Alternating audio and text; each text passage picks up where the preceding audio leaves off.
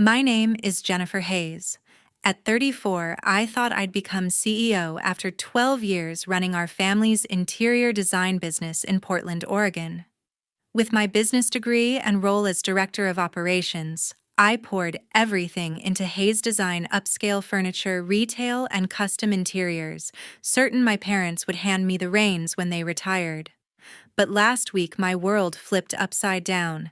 My parents, Thomas and Susan, gave the company to my younger sister, Brittany Walsh, saying, "You're just the help, Jennifer." I never imagined my father begging for my help days after I walked away, but when he did, I knew exactly what to say. Growing up in the Hayes household meant living for the business. My earliest memories are of doodling on order forms at Dad's desk while he negotiated with suppliers. By 10, I tagged along to client meetings, fascinated by how sketches became stunning living spaces, and when I pointed out details in fabric samples, Dad would beam and say, "Jennifer's got the Hayes touch." Those moments fueled my passion. I knew this company was my future. In high school, I aced business and design classes, and when my counselor asked about college, I chose business administration with a focus on design management at Oregon State. I graduated top of my class, earned my MBA, and worked part-time at the company during breaks, shadowing designers, learning inventory systems from the warehouse team, and studying pricing with accountants because Dad always said, "Know every piece to run the show." After graduation, I joined full-time in project management and landed a $10 million contract with a luxury hotel chain, within a year delivering it under budget.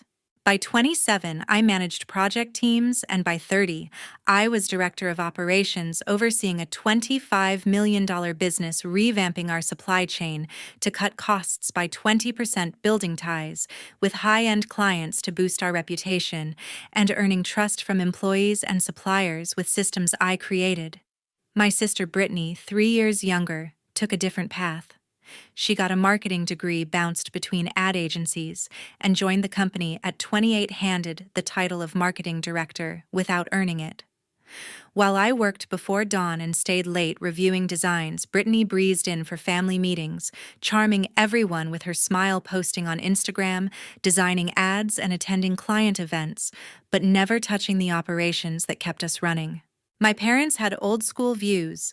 Dad ran the show, Mom handled finances, and they often hinted the design world needed a face to lead. Dad would say clients wanted someone who shines, when I questioned why Brittany pitched meetings despite my deeper knowledge, and Mom would add that teams needed a spark, even though our staff executed my plans flawlessly. I believed my track record would win out, sacrificing friendships, dating, and hobbies to build this company while Brittany partied and took weekend trips. I thought I was the obvious choice for CEO. Lately, I noticed whispers about succession. My parents held secret meetings with their lawyer, including Brittany, in talks I was excluded from, and when I asked Dad about the company's future, he brushed me off, saying, "We're working on it." Jen. My stomach churned when I overheard Mom on the phone with our attorney murmuring about softening the blow for me because they agreed on Brittany. But I told myself I misheard. After 12 years, they wouldn't sideline me for my less experienced sister, would they? On a Monday evening, Mom called, her voice tight, announcing a family dinner tomorrow about the company's future. My heart raced.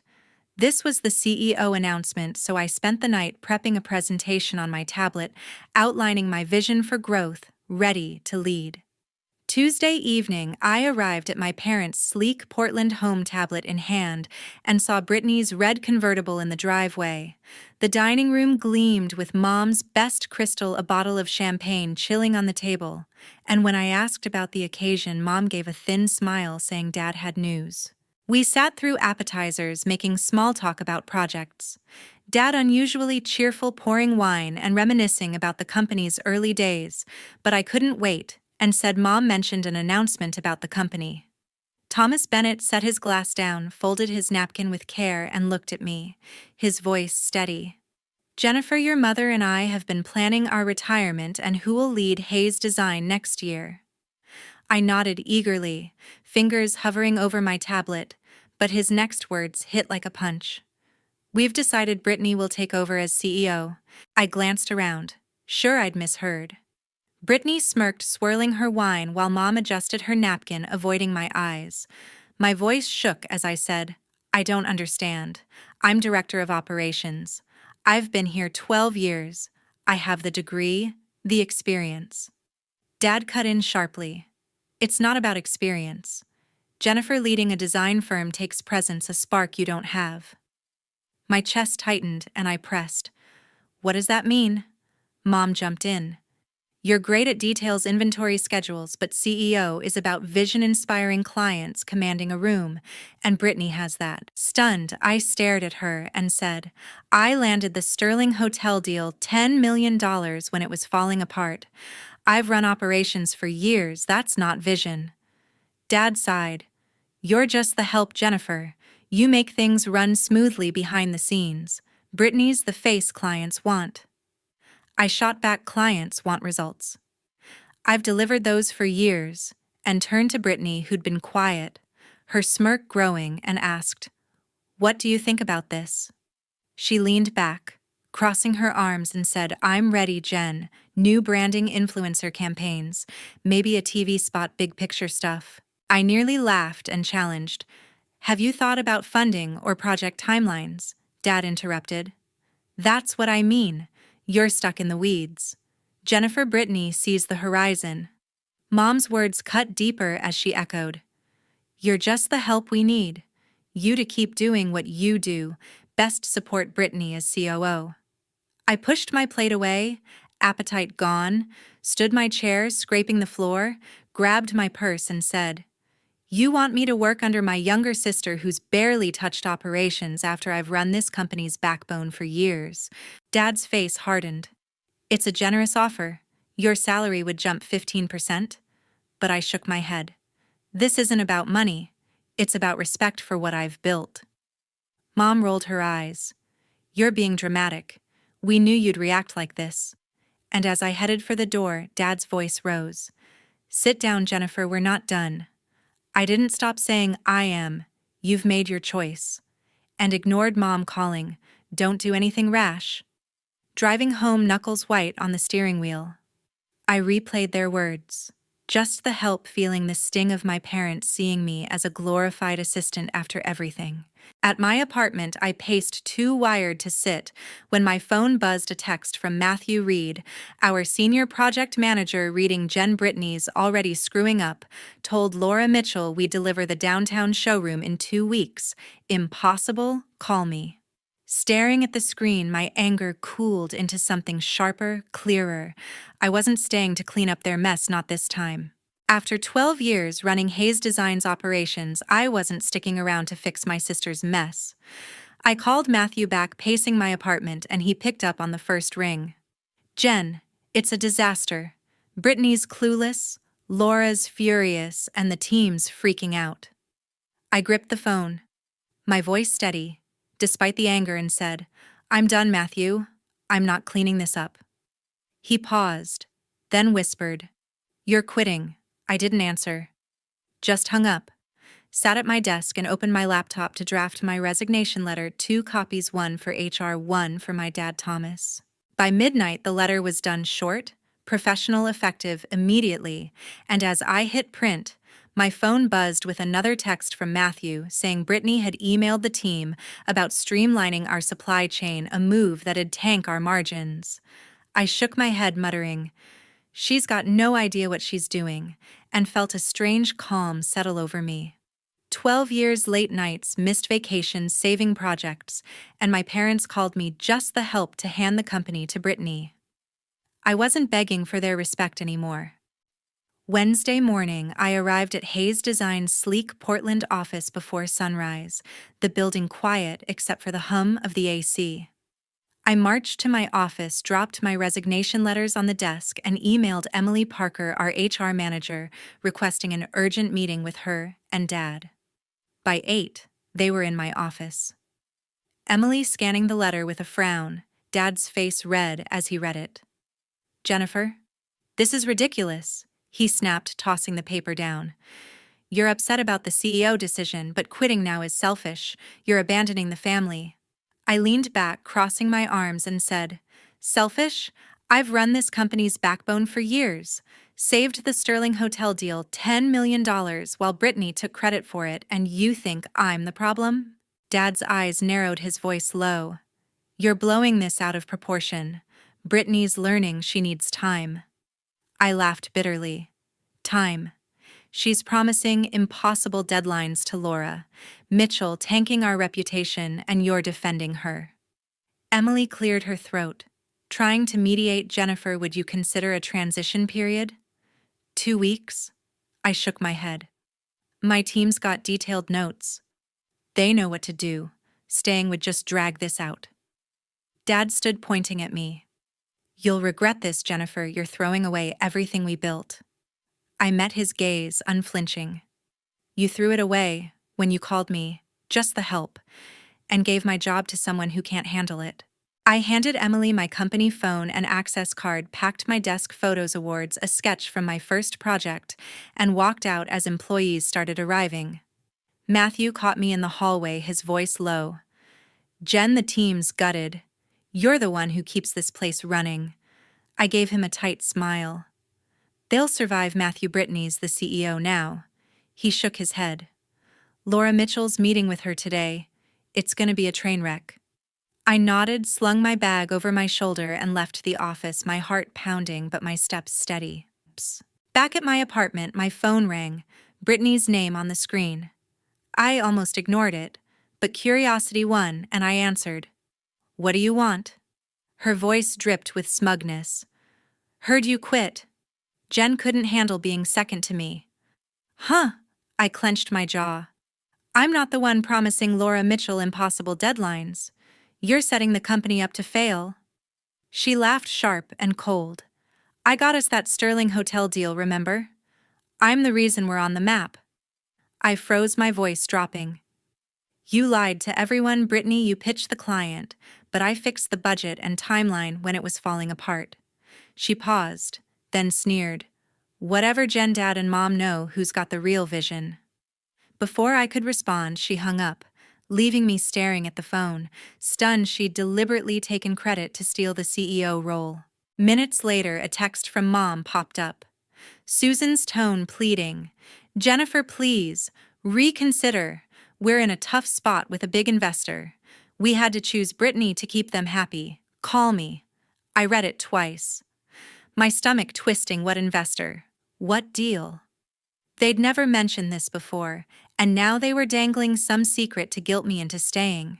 I tossed the phone on the couch, refusing to play their game, and pulled up my laptop to email Christopher Evans, a former client who'd started his own high-end furniture company across town. I'd run into him at a trade show last year, and he'd half-joked about poaching me. Now was the time to test that offer. Christopher replied within an hour, his message direct: "Lunch tomorrow.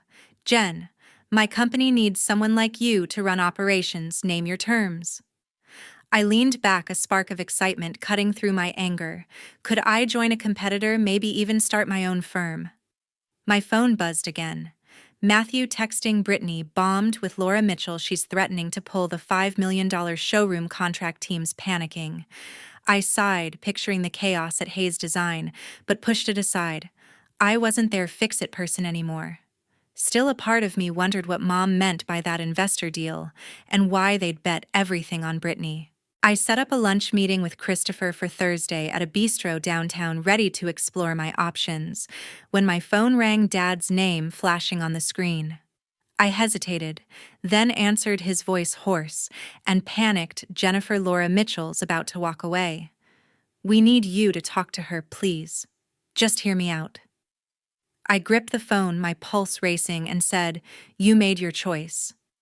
Dad, deal with it," before hanging up, my hands shaking as I tossed the phone aside. Thursday noon, I sat across from Christopher Evans at a downtown Portland bistro, his offer hanging between us. Director of operations at his high-end furniture company, a 25% salary bump, full control over projects. He leaned forward, sipping his sparkling water, and said, "Jennifer, you'd be a perfect fit. Hayes Design's falling apart without you." Why go back? I stirred my iced tea, tempted but unsure. Starting my own firm felt closer to what I wanted, free from anyone's shadow. When my phone buzzed, Thomas's name flashing again. I silenced it, but Christopher nodded at it. Family drama, I muttered. They're begging me to save the Laura Mitchell project they botched. And he smirked. Let him sweat. Before I could reply, Thomas called again, his voice desperate. Jennifer Laura's pulling her $5 million contract. Meet us tomorrow. We need you. I hung up my jaw tight and told Christopher I'll get back to you, but as I drove home, my mind raced. Why were they so panicked after just 3 days? That evening, my doorbell rang. Susan stood outside, her face drawn, clutching her coat like it was a lifeline. I let her in, bracing myself, and she didn't sit, launching right in. We're in deep trouble. Jennifer Victor Lang, our biggest investor, loaned us $10 million last year, but he insisted Brittany lead to keep the deal alive. We had no choice. I stared, my voice cold. You sold me out for a loan. I've been running this company while Brittany posts selfies, and you let some investor decide my future. Susan's eyes darted away. It's not that simple. Victor's tied to our biggest clients. We needed his trust. I crossed my arms. I'm not coming back unless I'm CEO, full stop. Susan gasped. You'd hold that over us. Brittany's trying, she just needs guidance. I laughed bitterly. Guidance. She's sinking the company with impossible promises. Susan left muttering about family loyalty, but her words stung. They'd chosen money over me, and now they expected me to play savior. Later that night, my phone pinged. Brittany's text, smug as ever. Running to mommy didn't work. But a second message followed, clearly a mistake. Victor, don't worry. I fudged Laura's quote to pin it on Jen. She's out. My blood ran cold. She'd deliberately inflated the showroom budget to make me look incompetent, all to secure her CEO spot. I called Brittany, my voice shaking with rage. You set me up? Lied about the showroom quote to make me look bad. She stammered, caught off guard. You're paranoid, Jen. I didn't mean to send that. I cut her off. You meant every word. You tanked a $5 million project to save your ego. She snapped. I'm the CEO. I make the calls, stay out of it, and hung up, leaving me gripping the phone, stunned at how low she'd stoop. I forwarded the text to Matthew Reed, asking if he knew about the quote. His reply came fast. Jen, I saw the numbers. They were way off. I thought you approved them. I texted back Brittany's work, check her emails, feeling a mix of fury and clarity. She wasn't just incompetent, she was sabotaging me. Friday morning, Thomas and Susan summoned me to the Hayes design office, their faces pale as I walked into the conference room. Thomas started, his voice low. Jennifer Laura Mitchell's ready to walk. We need you to fix this. Come back as operations director. We'll raise your pay. I leaned back, crossing my arms. Not good enough. I'll only return as CEO with majority control, or I'm starting my own firm and taking clients like Laura with me. Susan's eyes widened. You'd destroy the family business, I shot back. You destroyed it when you let Brittany lie about the showroom quote to frame me. Check her email, she's been playing you. Thomas's face reddened. That's a serious accusation. Brittany's learning mistakes happen. I pulled out my phone, showing them Brittany's accidental text to Victor, and watched their expressions shift. Susan's mouth opened, Thomas's jaw clenched. Before they could respond, my phone rang, Laura Mitchell's name on the screen. I answered, putting her on speaker, and she didn't mince words. Jennifer, I'm done with Hayes.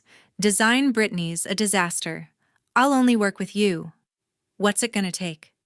I glanced at my parents, their eyes pleading, and said, I'm handling it. Laura, give me a day. She agreed, one day or I'm out, and hung up the room, silent except for Thomas's heavy breathing. I stood, grabbing my bag, and said, You've got until tomorrow noon to meet my terms, CEO, majority control, or I'm gone for good. Susan reached for my arm. Jennifer, please think about the family, but I pulled away. You should have thought about that before you let Brittany and Victor Lang run the show. Thomas called after me. This isn't over, but I kept walking. My heart pounding, but my mind clear. I was done being their fallback. As I reached my car, my phone buzzed. Matthew's text urgent, Jen Brittany's meeting, Victor Lang tonight trying to rewrite his contract could tank us. What do we do? Saturday morning, my phone rang. Laura Mitchell's voice sharp saying, Jennifer, I'm pulling the $5 million showroom contract unless you're back in charge. You've got until Monday. I thanked her, promising to call soon, but before I could process it, Matthew Reed texted Brittany's screwing us. Met Victor Lang last night, changed his contract to cut our profit share. Says it's to secure her role. My stomach dropped. She was gutting the company to save her CEO title, and my parents were letting it happen. I forwarded the text to Thomas demanding, explain this now, and within an hour he replied, meet us at Vino's at noon, we'll talk. I arrived at Vino's, a quiet Portland restaurant, and found Thomas and Susan in a private room, both looking like they hadn't slept, their faces tight with worry. Thomas started, his voice low. Jennifer, we're offering you COO 20% ownership from our shares, report to the board, not Brittany. I leaned back, crossing my arms. Not enough, I'm CEO with majority control, or I walk and take clients like Laura with me. Susan's eyes widened. You'd ruin us, I shot back. You're ruining yourselves. Brittany's slashing profits with Victor Lang to keep her job. Check her contract changes. Before they could respond, the door swung open. Brittany stormed in, her face twisted. You're sabotaging us. Jen spreading lies to Laura, trying to steal my role. I stood, voice steady. You're the one lying. You fudged the showroom quote to frame me. Now you're gutting Victor's deal to cling to power. She scoffed. You're jealous, I'm saving this company. Thomas slammed his hand on the table. Enough, Brittany. Jennifer showed us your text to Victor about the quote. We pulled your emails, it's true. Brittany froze, her smirk vanishing, and Susan gasped. You did what? Brittany stammered. It was a mistake, I was protecting us, but Thomas cut her off. Sit down, or leave. I stayed standing. This isn't just about Brittany. You let Victor Lang dictate my future for a $10 million loan, and now she's cost us more. Susan's voice cracked. It's worse than that. Victor pushed Brittany to promise 20% annual returns. We took another $3 million loan to cover cash flow. She said it'd work. I stared, my chest tight. You let her and Victor sink us into $3 million more debt. I've been fixing your messes for years, and you still chose her. Thomas rubbed his temples. We thought Brittany could handle it. Victor trusted her vision. I laughed bitterly. Her vision's a lie, she's been playing you, and Victor's using her to bleed us dry. I pulled out my phone, texting Matthew. Send me Victor's revised contract, and turned to my parents. I'll meet Victor myself. Get him to back off. But only if I'm CEO with control. Brittany lunged forward. You can't do this, I'm the leader. Thomas grabbed her arm. Stop, you've done enough damage. My phone pinged Matthew's email with the contract showing Brittany had cut our profit share by half, just as he'd warned. I slid the phone to Thomas. Read it, she's selling us out. He scanned it, his face paling, and Susan whispered, What have we done? Thomas looked up, his voice hoarse. Jennifer will make you CEO, equal ownership 33% each. For you, me, and your mom. Brittany gets 10. I shook my head. No deal, I need majority control, 51%, or I'm starting my own firm, and Laura's already on board. Susan's eyes filled with tears. You're tearing us apart. I met her gaze. You tore us apart when you let Brittany and Victor run the show. I'm saving what's left. My phone buzzed. Laura's text. Heard you're negotiating. I'll keep the contract if you're CEO. Let me know by tomorrow. I showed it to Thomas. Laura's. My leverage, you decide. Thomas nodded slowly. We'll draft the CEO contract permanent, no probation, but we need time to finalize ownership. I stood, grabbing my bag. You've got until tomorrow noon, or I'm signing with Christopher Evans. Brittany glared, muttering, You'll fail without us. But I ignored her, walking out as Susan called, Jennifer, please, we're family. I didn't look back. My pulse steady, I'd forced their hand, and for the first time I held the power. As I reached my car, my phone rang. Victor Lang's name on the screen, his voice low and clipped. "Jennifer, we need to meet tonight alone. I've got a proposal you can't refuse." Saturday evening, I met Victor Lang at a dimly lit Portland steakhouse. His suit crisp, his smile smug, his voice low as he leaned forward. "Jennifer, keep Brittany as CEO and I'll extend the $10 million loan terms. No questions asked." I grip my water glass, my voice steady. "You're using Brittany to bleed us dry," her fake showroom quote. "Your slashed profit contract. I've seen it all." His smile faltered. "You're misinformed. She's delivering what I need." I pulled out my phone showing Matthew's email with the revised contract and said, "You cut our share by half to prop her up. She's your puppet, not our leader." Victor's eyes narrowed. "You're making a mistake. This company's nothing without my money." I stood. "We'll manage without you. I'm taking this to our board and Laura Mitchell's ready to back me." He leaned back silent and I walked out. My heart racing but my resolve firm. Victor wasn't controlling me. Sunday morning, Thomas called, his voice heavy. "Jennifer, we've decided you're CEO, 51% ownership." Brittany steps down to marketing. I drove to their house, papers in hand, and found Susan and Brittany waiting. Susan's face tight, Brittany's eyes red but defiant. Thomas slid the contract across the table. "It's what you wanted. Permanent CEO majority control." I scanned it, my pulse steady, and said, "Brittany, you're out of operations, marketing only, no decisions." She scoffed. "Sorry, I stepped on your toes.